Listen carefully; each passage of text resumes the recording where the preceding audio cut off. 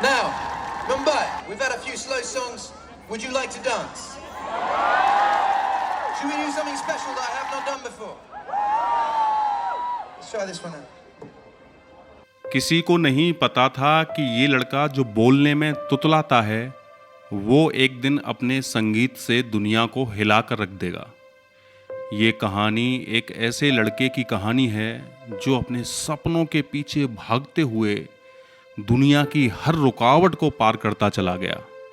Ed Sheeran आज एक ऐसा नाम है जो पूरी दुनिया में जाना पहचाना जाता है।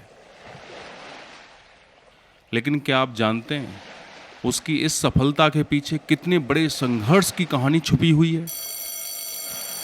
आप बचपन को याद कीजिए, एक ऐसा समय जब हर बच्चा मस्ती करता है, सपने देखता है, दोस्तों के साथ खुशियों में घुल मिल जाता है।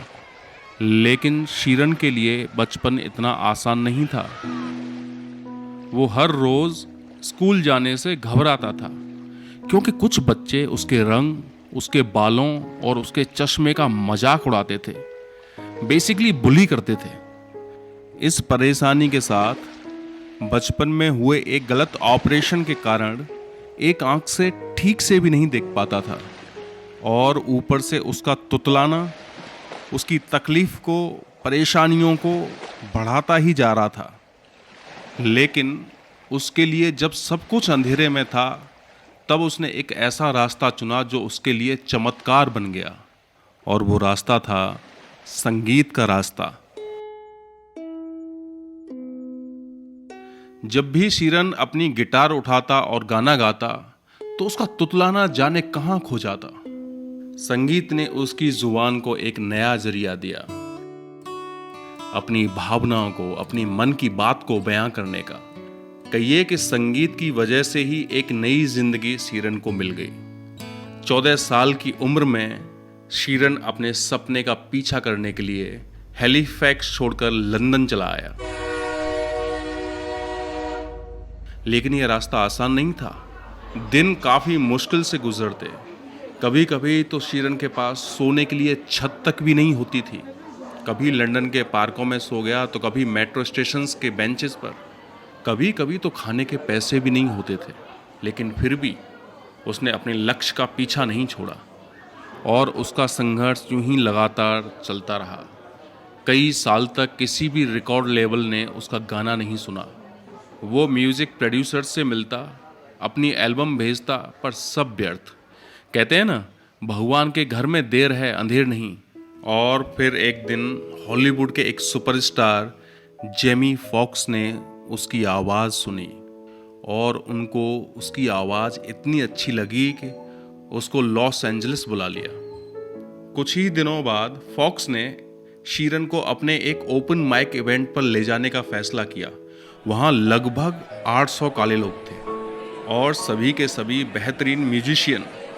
फॉक्स ने अचानक से अनाउंस कर दिया कि ladies and gentleman, Ed Sheeran. Ed अपने लाल बालों और यूकेलेले, जो कि एक छोटा सा म्यूजिक इंस्ट्रूमेंट होता है गिटार की तरह, को लेकर स्टेज पर आया, मानो जैसे किसी पिक्चर का सीन चल रहा हो। सभी को शक था कि क्या यह लाल बालों वाला लड़का इस भीड़ के बीच अपने आप को साबित कर पाएगा। और फिर कमाल देखिए, जब एड शीरन ने अपने यूकेलेले के साथ अपना जादू दिखाना चालू किया तो सिर्फ 12 मिनट में उसे स्टैंडिंग ओवेशन मिल गया।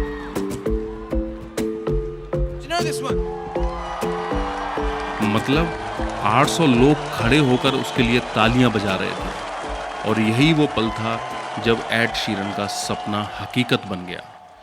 12 मिनट के अंदर एड शीरन की किस्मत ही बदल गई।